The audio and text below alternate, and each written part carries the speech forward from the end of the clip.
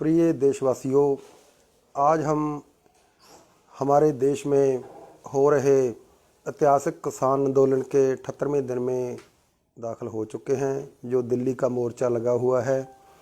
इससे पहले स्टेटों में हमने लगातार 3-4 महीने आंदोलन किया। दिल्ली में या पहले जो आंदोलन, जब से किसान आंदोलन चला है, हमने बहुत बारी ये बोला है कि केंद्र सरकार ने इसे ख़त्म कराने के लिए बहुत सी कोशिशें की है। अब तो बहुत बार झूठ बोला है और आंदोलन के बारे में तरह तरह की अफवाहें उड़ाई है, लेकिन देशवासी इस सभी बातों को समझते हुए किसान के साथ साथ सभी अन्य वर्गों के लोग आंदोलन का पूरी तरह साथ दे रहे हैं। और आंदोलन है जो पंजाब से शुरू हुआ था, लेकिन आज पूरे देश में बढ़ता जा रहा है। इसके साथ ही केंद्र सरकार है जो उसकी झूठ की हदें हैं जो वो पार करती जा रही है।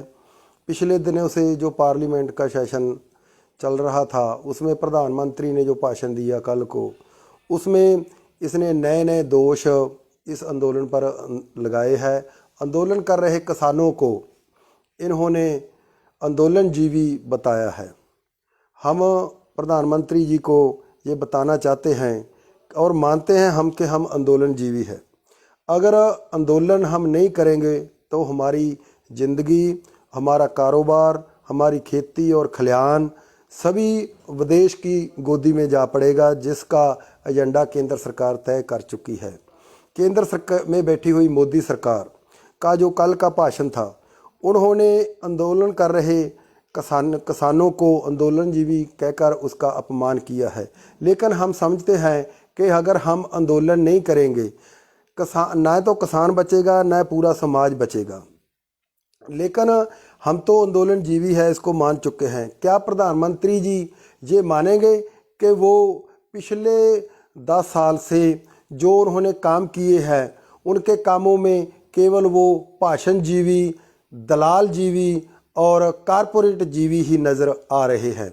इन तीनों शब्दों को अगर हम देखते हैं, सोचते हैं, विचारते हैं, तो स्पष्ट रूप में ये सिद्ध हो जाता है कि प्रधानमंत्री ने पिछले 7 साल से भाषण देने के बगैर कोई काम नहीं किया। उसके बाद जो काम किए हैं वो ये है कि उन्होंने दलालियों लेकर अपनी सरकारें बनाने के लिए अरबों रुपया कारपोरेट से लेकर दलाल जीवी बन चुके हैं पूरी तरह। इसके साथ साथ इन कारपोरेट के आश्रय में पलने वाले जो जीवी है, ये उसको हम पूरी तरह कारपोरेट जीवी कह सकते हैं। इस तरह जो उन्होंने किसानों का अपमान किया है, उसका बड़ा उसके खमियाजा जो भुगतना पड़ेगा। आंदोलन है अब पूरे देश में बढ़ता जा रहा है और आंदोलन कर रहे जो किसान है, वो किसान जथेबंदियां हैं, किसानों के आगू है, वो पूरे देश में जा रहे हैं और पूरे देश को जन जन को समझाने में सफल हो रहे हैं कि कैसे ये कानून हमारे लिए ख़तरनाक है। एक बात प्रधानमंत्री जी ने और बोली है कि इन कानूनों में काला क्या है या इस कानून में गलती क्या है। हमने बार बार बोल दिया है कि किसान को जो पहले ही इतना गरीबी के दौर में जी रहा है, उसकी खेती पिछड़ती जा रही है, उसको ऊंचा उठाने की बजाय इस सरकार ने उसको पूरी तरह कारपोरेट के रहमो करम पर छोड़ दिया है। सरकारी मंडी के साथ एक प्राइवेट मंडी लाकर जिसको पूरी तरह कर मुक्त किया गया है, और सरकारी मंडी में जो कर लगता है उसके साथ साथ प्राइवेट मंडी को कर मुक्त करके पूरी तरह किसान को लूटने की तैयारी कर ली है। इसके साथ साथ जो भंडारण व्यवस्था है हमारे देश में, जो कोई भी प्राइवेट आदमी सरकार के मुकाबले किसी भी फसल का कोई भंडारण नहीं कर सकता किसान के खरीद के, उसमें कारपोरेट को खुली छूट दी गई है। वो जो कानून है पूरी तरह पूरे समाज को, पूरे लोगों को लूटने के लिए है कि ये तीनों कानून है, इसके बारे में हम इसको अलग करके नहीं देख सकते। और जो ठेका खेती है, ठेका खेती में वो किसानों की ज़मीनें छीनने की तैयारी है। वो ठेके पर लेंगे उसको, जो पहले भी जो ट्रायल हुए हैं ठेका खेती के, वो पूरी तरह असफल रहे हैं। ये तीनों कानून हम अलग करके नहीं देख सकते।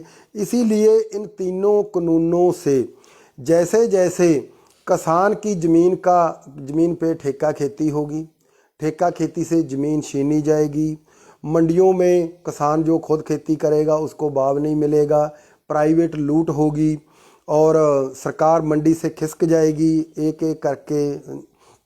उसके बाद जो पूरी तरह की फसलें होगी, हमारी खाने योग्य वस्तुएं होगी, वो कारपोरेट के पास चली जाएंगी, वो उसका भंडारण करेंगे और पूरा समाज है जो खपतकार वर्ग है उसकी बड़े पद्धर पर लूट की जाएगी। इसीलिए हम इसको खतरनाक कहते हैं और ये है भी खतरनाक।